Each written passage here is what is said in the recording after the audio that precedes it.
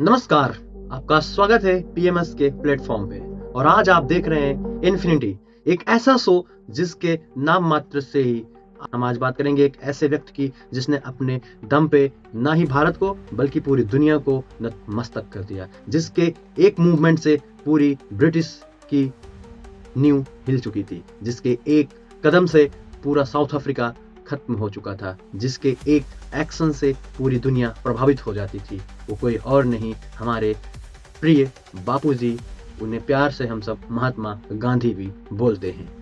एक ऐसा शख्स जो ना कभी किसी के सामने झुका और ना ही किसी के सामने याचक बनने की कोशिश की, जो अपने एजुकेशन लाइफ में भी मेहनत करता गया, जो हर वक्त अपनी तरफ से मदद करता गया, जो अपनी नई कहानी लिखती गई, जो अपने आप को बढ़ाता गया। आज हम कुछ उसके जीवन से जुड़ी एक ऐसी बातों को आप तक पहुंचाएंगे जिससे आपका मन और भी ज्यादा उनकी तरफ झुक जाएगा।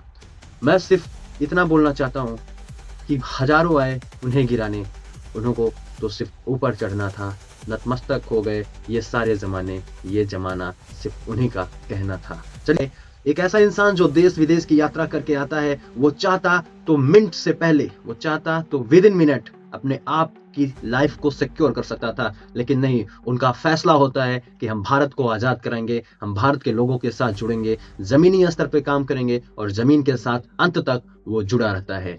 बहुत ही प्यारी घटना मैं आपके साथ शेयर करना चाहूंगा। यूरोप से एक ट्रेवलर आता है और उससे भारत में आके पूछा जाता है कि आप भारत में क्या क्या देखना चाहेंगे। जवाब सुन के आप चौंक जाएंगे। यूरोप से एक ऐसा ट्रेवलर आता है, लगभग उसकी एज थी 30 से 35 साल। जब उससे जवाब पूछा जाता है कि आप भारत में क्या क्या देखना चाहते हो, तो उसका जवाब आता है the Himalaya, the Taj Mahal and the third one is the Mahatma Gandhi. एक ऐसा इंसान जो 7 समंदर पार करके आ रहा है, एक ऐसा इंसान जो समुद्र को पार करके आ रहा है भारत घूमने, और उसके अंदर से इच्छा होती है कि मुझे महात्मा गांधी को देखना है। एक ऐसा इंसान जिसकी पॉपुलैरिटी होती है जीसस क्राइस्ट से भी ज्यादा, जिससे अल्बर्ट आइंस्टीन जूनियर और यहां तक कि लियोन टॉल्स्टॉय भी प्रभावित हो जाते हैं। मैं बात कर रहा हूं उस महात्मा गांधी की जिसे आप सब डरपोक और डरा हुआ व्यक्ति बोलते हैं। उन्होंने न ही अपनी लाइफ को बल्कि पूरे भारत के लिए अंत तक लड़ाई लड़ी। सोचने वाली बात है, गौर करिएगा इस बात पे, सोचने वाली बात है, जिस इंसान के पास ना तो पैसे हैं और ना ही पावर, फिर भी उसके सामने दुनिया नतमस्तक होती है। अपने आप में ही ये एक सैल्यूट देने वाली बात हो जाती है।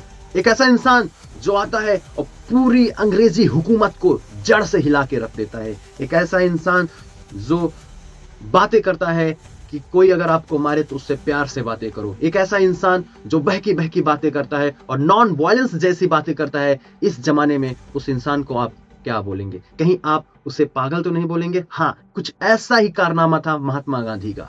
साबरमती के ये संत, तूने कर दिया कमाल, दे दी हमें आजादी, बिना खड़ग बिना ढाल।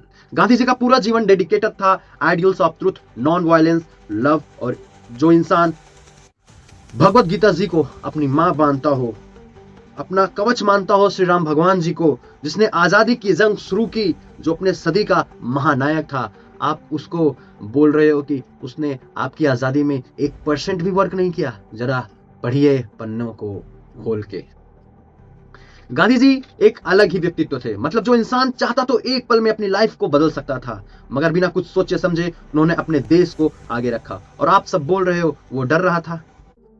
शायद हमने अभी गांधी जी को सही से जाना नहीं है, शायद हमने अभी कहीं ना कहीं भूल कर दी है उनको पढ़ने में। अगर कभी आपको फुर्सत मिले तो एक बार फ्रीडम फाइटर्स को इतिहास से निकालकर वर्तमान में जरूर पढ़िएगा। गांधी जी का एक ऐसा परिवार था, एक ऐसा कल्चरल था कि उनके परिवार में शुरू से कई लोग व्यापारी का काम करते थे। खुद गांधी जी भी कुछ सालों तक व्यापारी का ही काम किए थे। गांधी जी खुद एक व्यापारी थे। जहां पर वो रहते थे उस टाउन का नाम पोरबंदर था, जो अभी इस समय गुजरात में है, जिसको हम सब व्हाइट सिटी के नाम से जानते हैं। गांधी जी का एजुकेशन शुरू से ही अच्छा नहीं था। उत्तम चंद गांधी जी के दादाजी थे और पिताजी का नाम करमचंद गांधी जी था, और गांधी जी का पूरा नाम मोहनदास करमचंद गांधी था। और इनका जन्म अक्टूबर 2, 1869 यानी कि 1869 में इनका जन्म हुआ था। इनके माँ का नाम पुतलीबाई था। अभी आप इनके जीवन के परिचय को पढ़ेंगे तो आपको एहसास होगा कि कितना ज्यादा स्ट्रगल किया था इन्होंने। मैं बस ये कहना चाहूंगा कि उन लोगों से ये जो हिंसा रटते हैं या किसी को जाने बिना उसके सिचुएशन को समझे बिना बोल देते हैं, पता है जब एक मच्छर तुम्हारे अंडकोश पर बैठा होता है तब तुम्हें समझ में आता है कि हिंसा हर समस्या का हल नहीं होता। गांधी जी की लाइफ बहुत साधारण सी थी। जब आप कभी भी उनको देखोगे आपको देखने मात्र से पता लग जाएगा क्या थी उनकी लाइफ, कहां से शुरू किया, खुद को इतना टूटे हैं ना कि आपको अंदाजा ही नहीं लगा सकते। आप 1% उनके स्ट्रगल के बारे में नहीं समझ सकते। गांधी है, मैं आपको बताना चाहूंगा, इसे गौर फरमाइएगा कि जब उन्होंने श्रवण पितृ भक्ति और हरिश्चंद्र जी का नाटक देखा वो फूट फूट कर रोने लग जाते हैं। सोचो एक ऐसा इंसान जो नाटक को देखने से रोने लग जाता है, जो नाटक को देखने से अपने दिल में एक नॉन वायलेंस का बीज पैदा करता है, उस इंसान को आप कितने जाहिल तरीके से बदनाम करते हैं, उसको आप कितने अच्छे तरीके से पूरे समाज में इल्जाम लगा देते हैं। थोड़ा अपने को भी झांक कर देखिए साहब। मैं अभी आपको एक और बात बताने की कोशिश करूंगा, और इसी कहानी के बाद उनका जो पूरा माइंडसेट था वो बदल जाता है। उनको लड़ाई झगड़े करने में कोई रुचि नहीं रह जाती, उनका पूरा माइंडसेट आ जाता है प्यार की भावना फैलाने में। गांधी जी को इंग्लैंड में भी बहुत कुछ झेलना पड़ता है। वो इंग्लैंड जाते हैं अपने बैरिस्टर लॉ की पढ़ाई करने के लिए, वहां पे भी उनको बहुत कुछ झेलना पड़ता है। जब वो इंग्लैंड में बैरिस्टर लॉ की डिग्री लेने जाते हैं वहां पर उन्हें शाकाहारी भोजन नहीं मिलता, और मां से किया गया वादा, उन्होंने मां से जो वादा किया था उसका भी उन्हें निभाना था। अभी आगे के वीडियो में आप जानेंगे कि इससे किस तरीके से वो अपने स्ट्रगल को छिपाते हैं और किसी दूसरों से नहीं बताते, पर मां से किया गया वादा निभाना ही था। आगे चलते हैं, आपको बताने की कोशिश करूंगा। माँ को डर था, और देखो माँ क्या होती है ना, माँ को हमेशा डर रहता है अपने बेटा चाहे जितना भी बड़ा हो जाए, पर माँ की नज़र में बेटा हमेशा छोटा ही रहता है। तो माँ को डर था इंग्लैंड में ये मटन शराब सब कुछ खाने पीने लग जाएंगे, लेकिन माँ से किया गया वादा इनके जीवन की दिशा और दशा दोनों बदल देता है। इंग्लैंड में पढ़ाई पूरी ही हुई थी कि बड़े भाई का संदेश पहुंचता है कि माँ की डेथ हो गई। आप इमेजिन करिए एक 22 साल का नौजवान युवक जो मन लगा के विदेश में जाके पढ़ाई कर रहा है, और जो इस बात से खुश है कि मैंने माँ से किया गया वादा निभाया है, दोबारा जब अपने देश आऊंगा तो माँ से बताऊंगा कि मैंने आपका हर एक वादा निभाया, और अब मैं वो काम करके आया हूं जिस काम की वजह से आपको जाना जाएगा। लेकिन जब वो देश में आता है उसे पता लगता है उसकी माँ की डेथ हो गई है। उस वक्त का जो दर्द था महात्मा गांधी जी के ऊपर, वो सिर्फ वही व्यक्ति समझ सकता है और जान सकता है, एक मां का बिछड़ना एक बेटे से। गांधी जी उसके बावजूद रुकते नहीं हैं और ना ही थकते हैं। उसके बावजूद वो इंग्लिश बोलने के लिए ट्राई करते हैं, फ्रेंच बोलना सीखते हैं, डांसिंग सीखते हैं, कैसे पब्लिक स्पीकिंग करना है, ये सब वो बारी बारी से सीखते जाते हैं। अब असली गेम स्टार्ट होता है बाबू साहब साउथ अफ्रीका में। तब जब ये साउथ अफ्रीका के लिए जाते हैं, कौन जानता था एक साधारण सा बालक पूरी दक्षिण अफ्रीका को जूती के नोक पर ला देगा। वो कैसे, देखेंगे आप आगे। South Africa versus Mahatma Gandhi ji. मैं तो कहता हूं south Africa versus the one man army लिखिए। ये लड़ाई चाय कॉफी के लिए नहीं थी, गौर फरमाइएगा, ये लड़ाई चाय कॉफी के लिए नहीं थी, ये लड़ाई थी सेल्फ रिस्पेक्ट के लिए। हाँ, वही आत्मसम्मान जिसकी वजह से हम कई सारी चीजें छोड़ देते हैं। जब गांधी जी पहली बार अदालत में जाते हैं तब उनको जलील किया जाता है, जब वो ट्रेन में बैठते हैं तब उनको जलील किया जाता है, हर जगह उनको प्रताड़ित किया जाता है। उन्हें ट्रेन से बाहर निकाल दिया गया। पूरी रात भर ठंड में गुजारने के बाद मानो वहां पर एक नए गांधी का जन्म हुआ। जब देखा ये सिर्फ उनके साथ नहीं बल्कि वहां पर रहने वाले हर एक इंडियंस के साथ हो रहा था, जब देखा दोनों रोंगटे खड़े हो जाएंगे और खून खौल जाएगा। उस दिन हमने हर नए गांधी जी को देखा जिसका नाम था बैरिस्टर गांधी जी, जो सेल्फ रिस्पेक्ट के लिए, जो हम सब के लिए अकेला खड़ा हुआ था। अब वक्त ये गाना गाया जाना चाहिए था, दे दी हमें आजादी बिना खड़ग बिना ढाल, साबरमती के संत तूने कर दिया कमाल, दे दी हमें आजादी बिना खड़ग बिना ढाल। एक एक्शन से मानो पूरे भारतीय में तूफान आ गया। एक ऐसा इंसान जो देश के लिए खड़ा हुआ। जब बात की गई कि इंडियंस सारे कीड़े मकोड़े हैं, इनका इस्तेमाल करो। ये बात उनके दिमाग में कौंध गई और वो इस प्रकार खड़े होते हैं कि मानो जैसे हिमालय पर्वत एक हवा को रोकने के लिए अपने सीना को तान कर खड़ा होता है। इन्हीं बीच बहुत कुछ घटना होती है और यहाँ से शुरुआत होती है असली कहानी। अब तो ट्विस्ट आने बाकी था। अब जब ये सब हो रहा था, इन सब के बीच अब जब ये सब हो रहा था, तो दक्षिण अफ्रीका भी पीछे हटने वाले में सा नहीं था। गांधी जी कुछ दिन साउथ अफ्रीका रुकते हैं और इंडियंस को उनका सम्मान दिलवाते हैं और एक ऑर्गेनाइजेशन की शुरुआत करते हैं जिसका नाम था द नेचुरल इंडियन कांग्रेस। ये इंडियंस के स्ट्रगल को बताता था। आप इसमें देखेंगे तो एक न्यूज़पेपर भी स्टार्ट किया गया था जिसका नाम था द इंडियन ओपिनियन, जो इन्फॉर्मेशन देता था इंडियंस के स्ट्रगल के बारे में। गांधी जी के एक्शन से एकता आने लगी थी। जब साउथ अफ्रीका ने देखा कि अब ये जो गांधी जी अपना काम करते जा रहे हैं, ये जो एक यूनिटी बनाते जा रहे हैं, इसमें भारतीयों में एक जबरदस्त एकता आनी स्टार्ट हो गई थी। सेल्फ रिस्पेक्ट क्या होता है ये पता हो गया। उसके बाद सारे पार्टी के लोग, नेता बड़े बड़े मदद करने लग गए। उसी बीच प्रेस कॉन्फ्रेंस होता है। साउथ अफ्रीका के लोगों ने प्रेस कॉन्फ्रेंस किया और गांधी जी को बुलाया गया और वहां पर एक घटना घटती है। गांधी जी को मारने की धमकी दी जाती है और उनके ऊपर अंडे फेंके जाते हैं, ईंट पत्थरों से फेंका जाता है। अच्छा होता है कि वहां पर एक पुलिस आकर गांधी जी को किसी तरह सेफ्टी निकाल देता है। अब आप देखेंगे कि पूरी ब्रिटिश गवर्नमेंट की, अब ये जो केस हो रहा था, जो अभी तक घटना घटी साउथ अफ्रीका में, अब ये सारी चीज ब्रिटिश गवर्नमेंट को पता लग रही थी और उनको पता लगा कि एक इंडियन साउथ अफ्रीका में जाके तबाही मचा रहा है, वहां के गवर्नमेंट को हिला रहा है। अब उनका दिल धड़कने लग गया था ब्रिटिश गवर्नमेंट का। अब पूरे अंग्रेज पीछे हटने लग गए थे और वो सोचने लग गए थे ये व्यक्ति, ये इंसान किस तरीके से हमें पीछे हटेगा। और कहीं ना कहीं मैं ये बोल सकता हूँ वहां पर पहली बार भारत आजाद हो चुका था, जब एक भारतीय किसी भी प्रताड़ित या फिर किसी भी अत्याचार जगह से उठता है और खुद को आगे करके खड़ा होता है कि नहीं, मैं झुकने वाले उसमें से नहीं, चाहे तो आप मेरा सर काट दीजिए पर मेरा घुटना या मेरा सर झुकेगा नहीं। उस वक्त आप आजाद हो जाते हो, या फिर मैं कहूँ उस वक्त आप अमर हो जाते हो। अमर होने की एक जिज्ञासा आ जाती है और कहीं ना कहीं गांधी जी अमर हो चुके थे उसी दिन। अब मैं आपको बात करूंगा जब इसी बीच ब्रिटिश गवर्नमेंट को पता लगता है, और कितनी क्रेजी चीज है, इतना फनी मूवमेंट रहा। एक इंडियन जो पूरी तरीके उनके लिए खतरा, और साउथ अफ्रीका की ये हालत देख सब पर डर सा छा गया था। मतलब आप इमेजिन नहीं कर सकते हो, एक ऐसा इंसान जो अभी इंग्लैंड से आया ही है और माँ का निधन हो चुका है, उसके दिमाग में पता है कि मेरी माँ खत्म हो चुकी है, और फिर वो तुरंत जाता है साउथ अफ्रीका, उसे प्रताड़ित किया जाता है, हर जगह उसके ऊपर अत्याचार किए जाते हैं।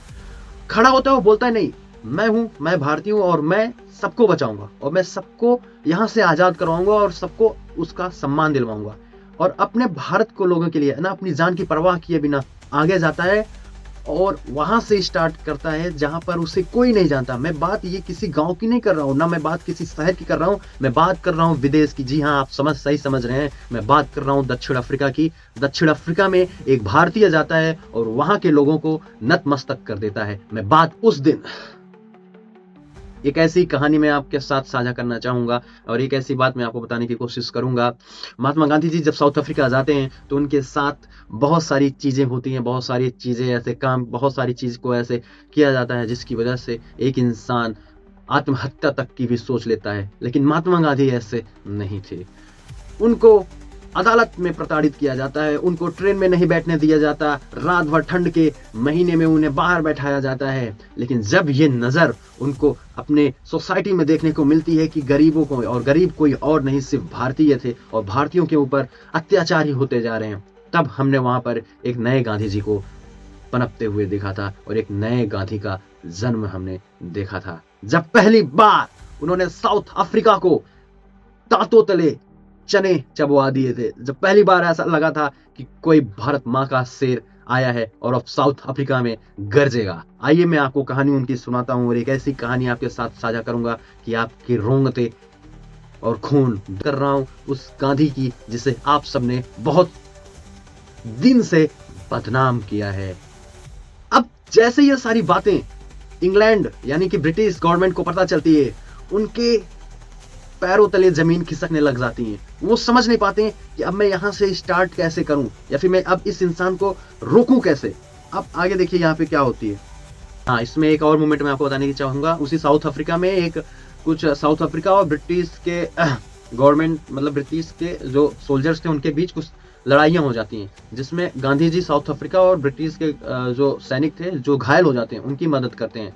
अब वहां पर क्या होता है कि ये सब देखकर ब्रिटिश गवर्नमेंट ने गांधी जी को केसरिए हिंद का मेडल देते हैं। और मैंने आपको बताया नहीं था कि ये जो इतना सब कुछ हो रहा था, जो गांधी जी के सामने इंडियंस को इतना सताया जा रहा था, उनको जानवरों की तरह ट्रीट किया जा रहा था, या फिर उन्हें वादा किया कि दोबारा किसी इंडियंस के साथ ऐसा नहीं होने दूंगा।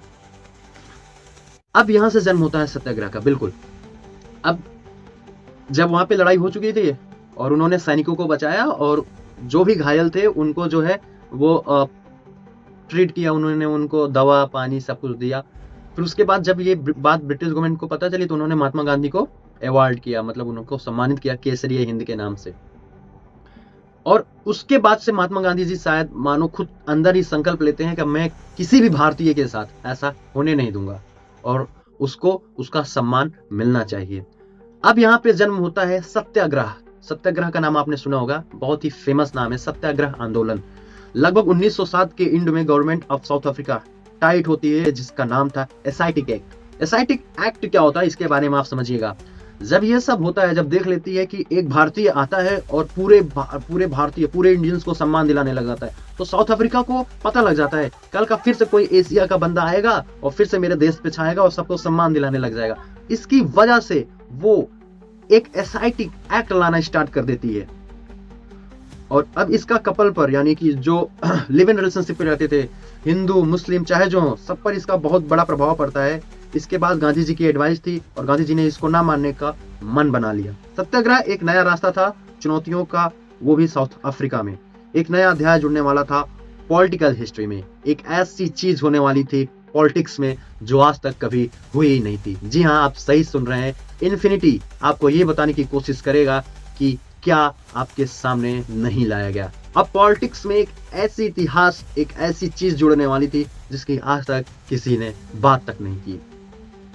अब तक आप सब पॉलिटिक्स किस नजर से देखते थे? अब तक आप सब पॉलिटिक्स को हमेशा चीटिंग, किलिंग या फिर वॉयलेंस का प्रतीक मानते थे। लेकिन गांधी जी के विचार ने बहुत हद तक इसको खत्म कर दिया। उन्होंने ये बताने की कोशिश की हम पॉलिटिक्स और इस दुनिया के सारे काम विदाउट चीटिंग भी कर सकते हैं। महात्मा गांधी, हाँ, महात्मा गांधी एक विश्व प्रसिद्ध व्यक्ति बन गए थे।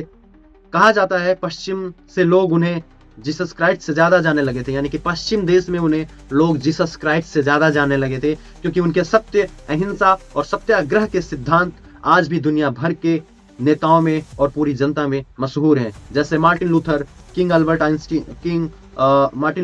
अल्बर्ट आइंस्टीन जूनियर और नेल्सन मंडेला, ये सब उनके नाम के मुरीद बन चुके थे। और अब देखो, ये कहानी मैं आपको बताने की कोशिश करूंगा कि कहानी यहाँ पे अब सत्याग्रह की क्या होती है। अब जब साउथ अफ्रीका में वो बंदा देख कर आता है, उसके सामने इंडियंस को ऐसे प्रताड़ित किया जाता है, जब वो आता है तो वो वहां पे आते ही एक सत्याग्रह नाम का एक आंदोलन स्टार्ट करते हैं। और उस सत्याग्रह आंदोलन का फायदा ये होता है कि वो उनका मतलब था कि हर भारतीय को हर जगह सम्मान मिलना चाहिए। और महात्मा गांधी देखते ही देखते इतना पॉपुलर हो जाते हैं पश्चिमी देश में कि उनको जीसस क्राइस्ट से ज्यादा जानने लग जाते हैं सब लोग। अब आगे क्या होता है कि जैसे कि बहुत पॉपुलर लोग थे जो उनको जानते थे, जैसे मार्टिन लूथर किंग हो गए, अल्बर्ट आइंस्टीन हो गए, जूनियर हो गए, या फिर नेल्सन मंडेला हो गए। ये सब अब उनका नाम धीरे धीरे पॉपुलर करने लग जाते हैं। और यहीं से स्टार्ट होती है नॉन वायलेंट स्ट्रगल, जिसको हम सब सत्याग्रह के नाम से जानते हैं, जो अभी मैंने आपको बताया।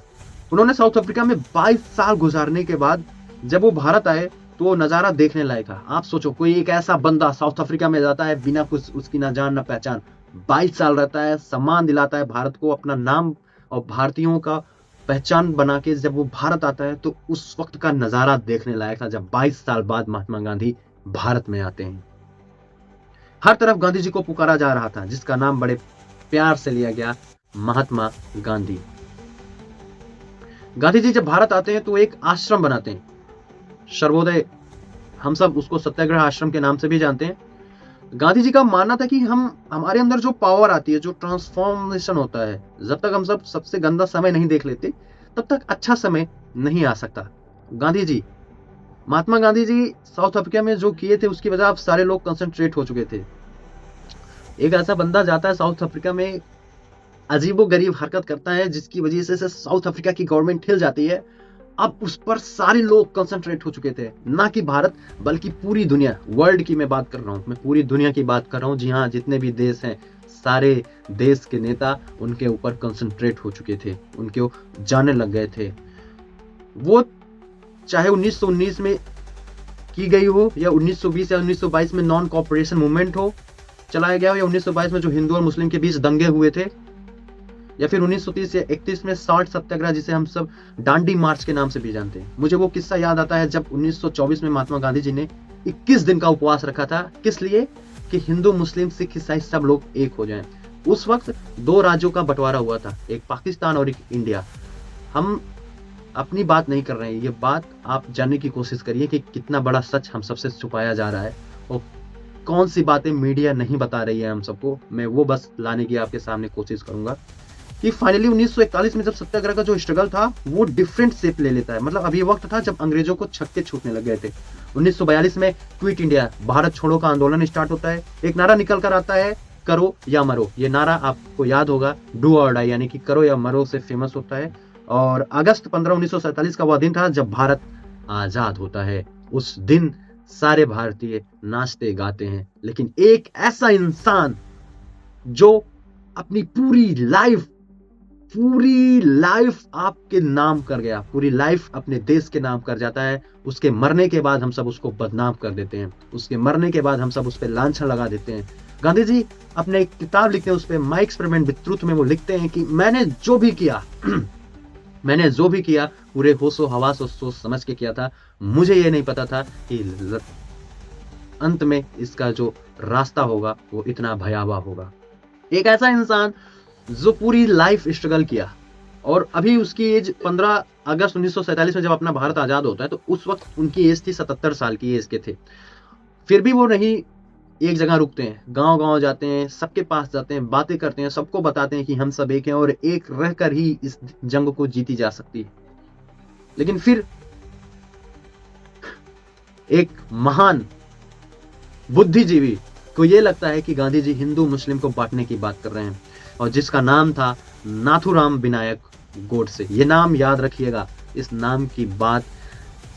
नाम को हमेशा याद रखना, क्योंकि महात्मा गांधी जी का अगर नाम लिया जाएगा तो 30 जनवरी दिन शुक्रवार सन 1948 को नाथूराम विनायक गोडसे का भी नाम लिया जाएगा। शाम का समय था 5:30 बजे, जब महात्मा गांधी जी प्रेयर कराने आते हैं, प्रार्थना करवाने आते हैं उस ग्राउंड पर। उस वक्त रिस्पेक्ट के साथ नाथूराम गोडसे लगातार 3 गोली उनके सीने में छलनी करते हैं और उस वक्त बोलते हैं, रघुपति राघव राजा राम पतित पावन सीताराम। उस वक्त आपने ये रियलाइज नहीं किया होगा कि एक ऐसा साधारण सा आदमी आएगा और महात्मा गांधी को बेमौत, एक ऐसी मौत देगा जिसकी हम सब कल्पना भी नहीं कर सकते। नमस्कार, और मुझे आशा लगता है कि आपको ये कहानी पसंद जरूर आई होगी। अगर आपको ये कहानी पसंद आई होगी तो मीडिया वालों तक इस वीडियो को शेयर जरूर करिएगा, जो बदनाम करने की वो जाहिर कर रहे हैं। मैं हर एक लोगों की हर एक कहानी ढूंढ कर लाऊंगा और आपके सामने बताने की कोशिश करूंगा। जरूर फरमाइएगा, और मैं आदर्श आपके सामने रोज नहीं मगर हफ्ते में एक दिन जरूर आऊंगा और हर फ्रीडम फाइटर्स की कहानी सुनाने की प्रॉमिस करता हूं, और आपको इसी तरह हर एक फ्रीडम फाइटर्स की कहानी सुनाऊंगा। ये दिन था जब महात्मा गांधी जी आजाद हो जाते हैं, भारत को आजाद करवाकर, और हम उनको रिस्पेक्ट देते हैं। और फिर अब इस पर इन्फिनिटी यहीं पर अपने वीडियो को खत्म करेगा। 2 मिनट के लिए आप महात्मा गांधी जी को जरूर याद करिएगा। बस मैं आपसे रिक्वेस्ट करता हूं, ना ही आप कुछ करिए तो सिर्फ महात्मा गांधी जी को जरूर पढ़िएगा। आशा करता हूं कि आप स्वस्थ होंगे, मस्त होंगे और आपका परिवार पूरा खुशहाली में होगा। अगर है तो अपने परिवार के साथ रहिए, अपने आप पर ध्यान दीजिए और आने वाले परेशानियों का डट कर सामना करिए, जिस तरीके से महात्मा गांधी जी ने किया था। अगर वो चाहते तो वो भाग जाते, अगर वो चाहते तो अपने आप को देखकर वो टूट सकते थे। जब उनकी माँ का निधन हुआ, एक 22 साल के लड़के का जब माँ का निधन होता है, उस वक्त वो इंसान एकदम से टूट जाता है। लेकिन आप जरा सोचिए, वो उस 22 साल की उम्र में साउथ अफ्रीका जाते हैं, 22 साल वहां पे गुजारते हैं, 44 साल तक साउथ अफ्रीका में दांतों तले चना चबवा देते हैं। ये कहानी किसी फ्रीडम फाइटर्स से कम तो नहीं। महात्मा गांधी एक ऐसे फ्रीडम फाइटर थे जिन्होंने बंदूक से तो नहीं लेकिन अंदर से लड़ाई जीती है। और ये कहना उनके सम्मान में कम नहीं होना चाहिए कि आज किस्मत वाले हैं हम सब जो महात्मा गांधी जी के देश में पैदा हुए हैं। जय हिंद, जय भारत।